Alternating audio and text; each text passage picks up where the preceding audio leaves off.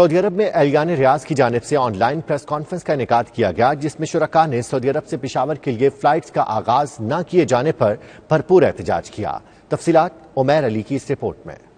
سعودی دارالحکومت ریاض میں اہلیان ریاض کے پلیٹ فارم سے منعقد ہونے والی پریس کانفرنس سے سیاسی، سماجی اور مذہبی جماعتوں کے ارکان نے خطاب کرتے ہوئے کہا کہ سعودی عرب سے پاکستان کے دیگر شہروں میں فلائٹس کا اعلان کیا گیا ہے، جبکہ پشاور کے لیے قومی ایئر لائن کی کسی فلائٹ کا اعلان نہیں کیا گیا۔ شرکاء نے مطالبہ کیا کہ وہ فوری طور پر پشاور کے لیے قومی ایئر لائن کی فلائٹس کا اعلان کیا جائے تاکہ وہ تمام افراد جن کی نوکریاں ختم ہو چکی ہیں اور مشکلات کا شکار ہیں وہ اپنے وطن واپس لوٹ سکیں۔ ان کا کہنا تھا سعودی عرب میں کورونا وائرس کے علاوہ دیگر بیماریوں کی وجہ سے لقمہ اجل بننے والے مریضوں کے 100 کے قریب میتیں موجود ہیں، ان کو پاکستان روانہ کرنے کا بھی بندوبست ہونا چاہیے۔ اور بھی دوستوں کے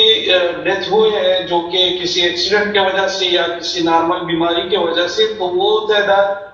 اس سے بھی بڑھ کے آج اویلیبل ہے سعودی عرب میں۔ سفارت خانے کے حوالے سے جو صحیح اعداد و شمار ہے، بے شک وہ سفارت خانہ ہی